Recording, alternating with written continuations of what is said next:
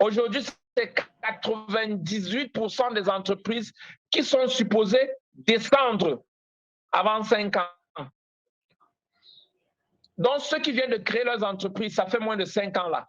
Tu es sur la liste de repose-toi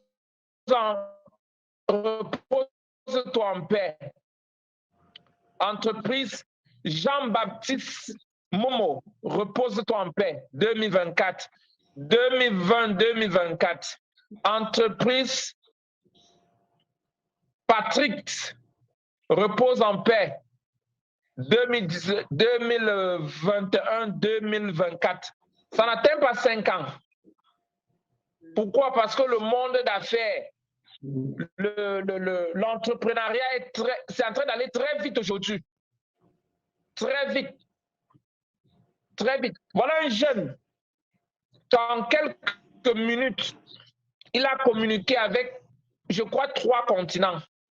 Les gens l'ont écouté de l'Amérique, les gens l'ont écouté de l'Europe et les gens l'ont écouté de l'Afrique.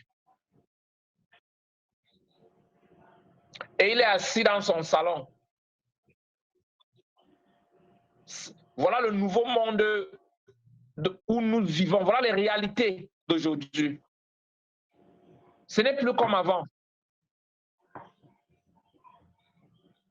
Si tu étais au Cameroun avant, si tu voulais voir ce qui se passe en Amérique, par exemple, il fallait attendre qu'un film sorte pour te donner l'idée de Hollywood. Il fallait peut-être au cinéma le Capitole ou Abia. Mais vous tous, vous pouvez maintenant aller voir ce qui se passe à Beverly Hills, maintenant, live, sans rien attendre. Qu'est-ce que je suis en train de dire? La personne que tu es aujourd'hui,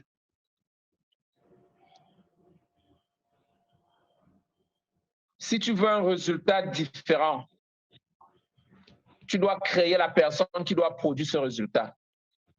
Chaque jour, tu dois te regarder dans le miroir et regarder ta vie comme un escalier, comme des escaliers. C'est possible et c'est même très facile.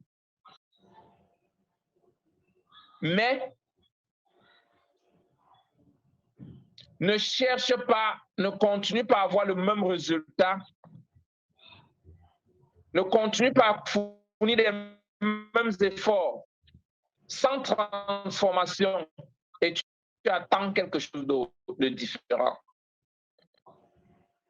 Le temps ne donne pas le résultat. C'est faux. Quel qu'en soit ton âge, avant, il fallait avoir 50 ans, 60 ans pour avoir certaines choses dans la vie. Ce n'est plus comme ça. On a des jeunes aujourd'hui qui font des miracles, comme on dit dans le monde. Pourquoi? Parce qu'ils se sont capacités. Ils ne perdent pas le temps. Ils sont en train d'accélérer leur formation.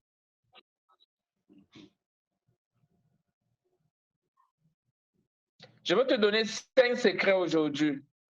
Comment faire pour capaciter sur ta croissance? Très, très rapidement. Très rapidement. Tu sais, comme l'expérience a montré que c'est 95% de mindset qui contribue à la réussite aujourd'hui. Donc, ce n'est que 5%, c'était 20% de skill set avant. Mais aujourd'hui, il faut 5% de skill set. Si tu as le full skill set et tu n'as pas le mindset, tu ne vas pas résister. Parce qu'aujourd'hui, il y a même les bullies. Les bullies, les théories de l'Internet. Tu t'amuses, on te frustre, tu abandonnes. Donc, je vais te donner quelques points qui vont qui vont t'aider à taper sur ton how do you say à te focaliser sur ton potentiel et aller très très vite pour avoir le résultat dont tu as besoin. 5 points. Le premier point, si tu veux obtenir et si tu veux maximiser et être différent de tous ceux-là qui sont en train de gaspiller leur vie et penser qu'ils sont en train d'avancer beaucoup, refuse de te focaliser sur les activités. Refuse de te focaliser sur les activités pour gagner le temps. Parce que notre conscience, naturellement, se dit que quand tu travailles, même si ça ne te donne rien, ça peut te donner une satisfaction. Mais concentre-toi sur ce qui produit. Donc, ça veut dire que chaque activité que tu fais, pose-toi d'abord la question, qu'est-ce que ceci va produire dans mon objectif complet? Je ne dis pas de poser la question aux autres. Pose-toi la question. Qu'est-ce que ceci va produire? Qu'est-ce que ceci produit par rapport à mes objectifs? Parce que tu as des objectifs. Questionne toutes les activités. Toutes les activités que tu fais. Tout. Quand les amis t'appellent d'aller t'asseoir pour discuter, qu'est-ce que ça va te produire? Ça peut être un bon networking. Ça peut aussi être un truc pour gaspiller ton temps.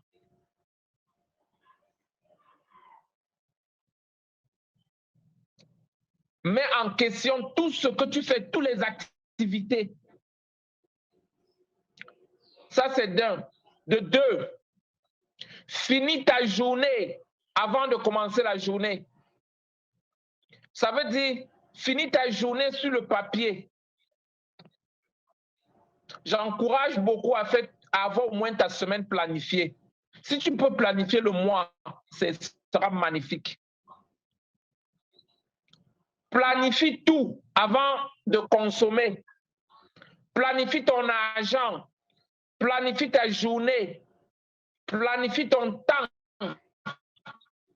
Planifie tout ce que tu veux exercer. Ça te permet de réfléchir 2 fois sur chaque chose. Ça te permettra de réfléchir 2 fois sur chaque chose. Donc, tu prends le papier, tu finis la journée sur le papier. Les femmes qui sont disciplinées, qui savent bien gérer le budget, quand elles vont au marché, elles écrivent tout ce qu'elles veulent acheter. Pour ne pas arriver au marché, parce qu'on fait la publicité de Nido. Maintenant, elles ramassent 4 boîtes de Nido. Et après, elle oublie d'acheter le poisson fumé. Si elle a planifié acheter une boîte de Nido de 2000, ce n'est que les 2000 là qu'elle va dépenser. Quel qu'en soit ton will, quand tu ne planifies pas, tu vas réagir devant les situations. Et les autres vont, la loi de la persuasion agira sur toi. Et ça veut dire que tu seras en train de subir dans la vie. Tu sors comme ça, tu n'avais pas planifié acheter quelque chose. Quand on passe à côté de toi, on dit 3 à 10 000. Tu sors 10 000, tu achètes. À la fin du mois, tu n'arrives pas à payer le loyer. Pas parce que tu n'as pas l'argent. L'argent que tu allais investir, tu ne peux plus. Parce que tu n'avais pas planifié. Tu réagis seulement. Quand un cousin vient te dire, tonton Roméo, je veux 100 000. Tu prends seulement, tu lui donnes. Et demain, tu te dis, mais attends, j'avais un truc là de 2 millions qu'il fallait payer. Il manque 100 000. Donc, la médiocrité des autres devient tes urgences parce que tu n'as pas planifié. Quand tu planifies, même en finance, tu mets de côté ce que tu dois donner aux autres. Les dons, tout ça là, tu planifies. Et tu ne mènes pas une vie émotionnelle. Troisième point. Protège ton temps.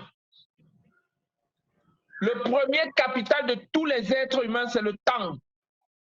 Bill Gates et HP, ils ont le même temps. Anderson Cooper et Code Sèche, ils ont le même temps. La différence, c'est ce qu'ils font avec le temps. Et les bandits, les vrais bandits de ta vie, ne sont pas ceux qui vont venir voler ton argent. Parce que tu peux travailler encore l'argent. Mais c'est ceux qui te demandent, est-ce que tu as 1 minute? Est-ce que tu as 2 minutes? Et ils ne vont jamais te demander 1 heure. Ils te diront, mais est-ce que tu as 2 minutes, mon frère? Donne-moi 2 minutes seulement. Et ce sera ta fortune qui va partir. Beaucoup de gens ont pris le téléphone comme une urgence. Même quand tu étudies, le téléphone sonne, tu sautes dessus, tu prends. Quand tu manges, le téléphone sonne à tout moment, tu prends. Comment tu mènes une vie que les gens entrent dans ta zone privée à tout moment? Les téléphones devaient être sur vibreur. Mon téléphone ne sonne pas. Sinon, je ne pourrais pas parler avec vous comme ça. Les gens doivent avoir l'habitude de te demander l'autorisation pour t'appeler. Au moins qu'on a le text message, tu peux écrire. Est-ce qu'on peut parler dans 2 heures? Est-ce que tu peux te disponibiliser? Beaucoup de gens, en 24 heures, les 8 heures, quand tu enlèves les 8 heures de sommeil, tu enlèves les 4 heures de la famille, il te reste 12 heures. Certains consomment juste 4 heures de temps et on vole par le téléphone les 8 heures qui restent. Les appels inutiles. Quelqu'un qui veut se divertir, toi tu veux travailler, t'appelles. Maintenant vous faites un peu de Congo, ça lui s'est diversifié parce que c'était le temps de repos. Toi qui étais au temps de travail, tu as gaspillé ton temps de travail. Après, à la fin de la semaine, tu te dis, mais pourquoi ça ne va pas? Je n'ai pas d'argent, je n'arrive pas à m'en sortir. Parce qu'on t'a dérobé de ton temps. Protège ton temps. Protège ton temps. Tu dois avoir le temps, même pour aller sur Facebook. C'est pas parce que tu n'as rien à faire qu'il faut directement aller commencer à coulisser sur Facebook, sur LinkedIn, sur YouTube.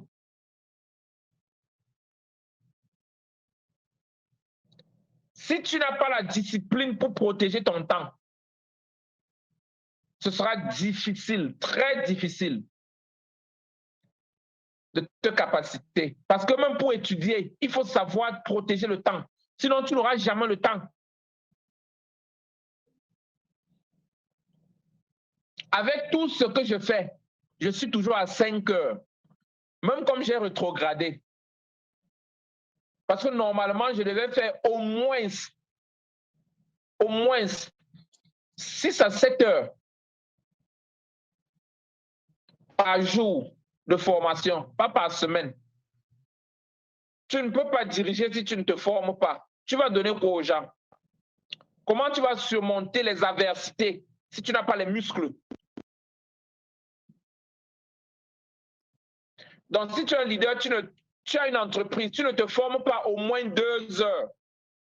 2 heures par jour, minimum. Je ne dis pas par semaine, par jour, 2 heures minimum. Là, c'est juste pour vivre. C'est comme ton oxygène. 2 heures minimum par jour. Tu ne seras pas relevant. Et si tu veux être parmi les meilleurs, tu as 8 heures. Et la formation peut être divisée en communication. Une partie, ça peut être la communication. Ça veut dire que tu es au téléphone avec un aîné et il partage la connaissance qui va t'aider. Ça peut être regarder les vidéos, ça peut être écouter l'audiobook et une autre partie, lire. Tout ce que tu fais doit conquérir à ta croissance.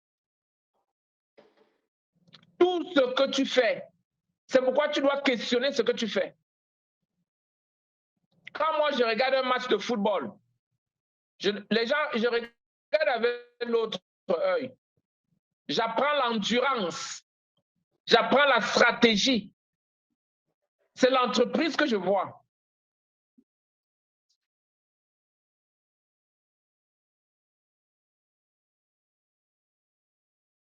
Protège ton temps, mon frère.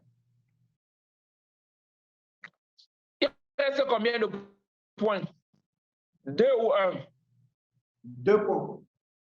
Ok, 2 points. Protège ton temps.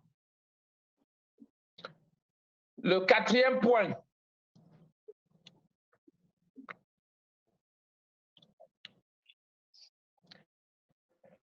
Le 4e point. La façon que Amel me regarde là. Les 3 autres points là, il dit, mais Master Coach, toujours, tout ça dans la préparation seulement.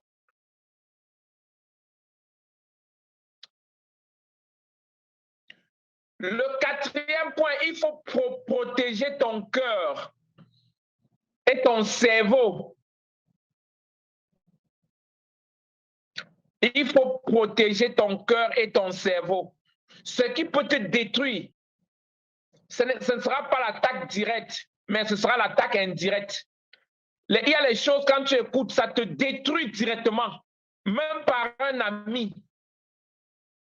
N'écoute pas ce qui t'affaiblit.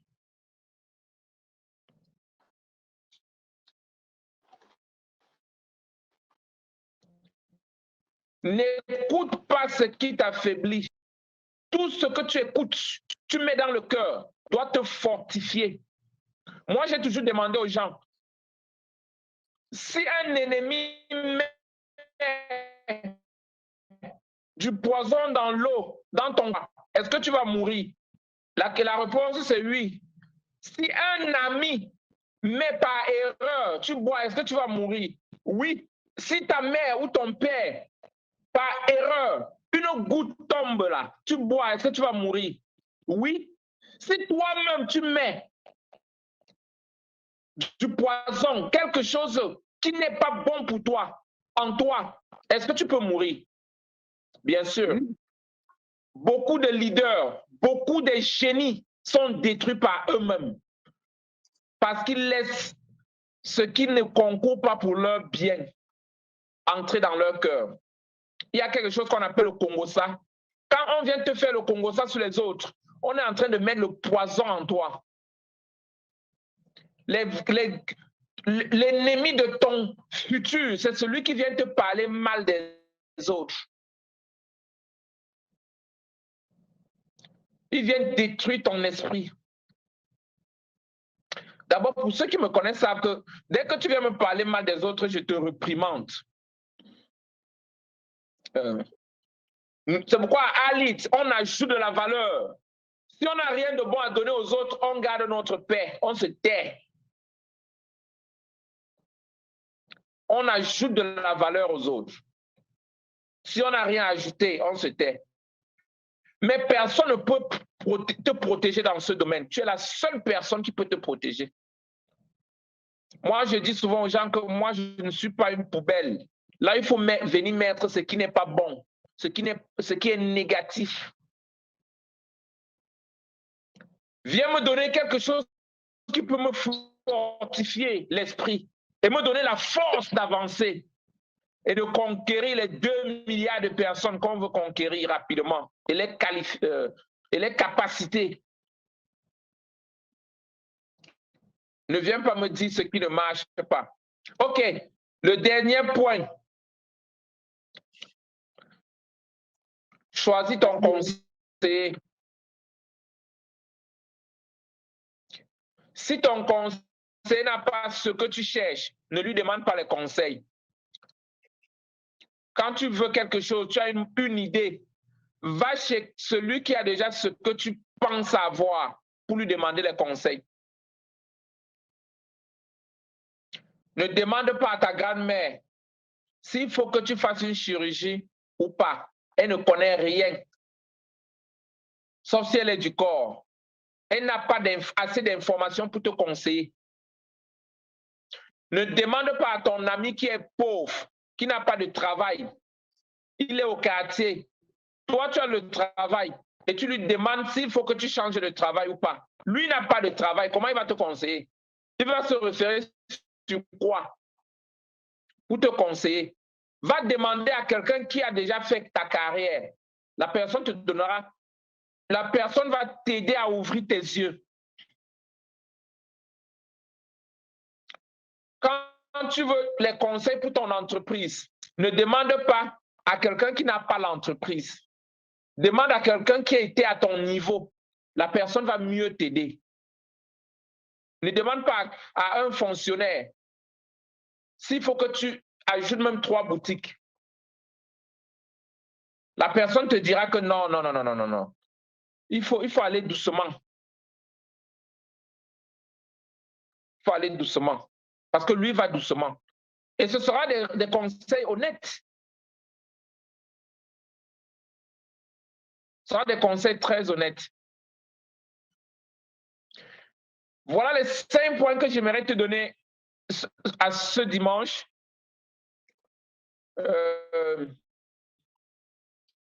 Toi, tu es la mesure et la prophétie de ton entreprise et de ton futur. Si tu te capacites, tu auras tout ce que tu veux dans la vie. Mais ça viendra de toi. C'est toi le secret. C'est toi la base. C'est toi qui pourras produire tout cela. Challenge-toi à tout moment. Fais ce qui va te rendre inconfortable. Ce qui est normal là, ça ne doit pas être pour toi. Ce qui est normal, c'est pour les derniers. C'est la normalité, c'est ce qui est anormal que tu dois faire. Et chaque fois, pour to stretch yourself, tu dois aller là où c'est inconfortable.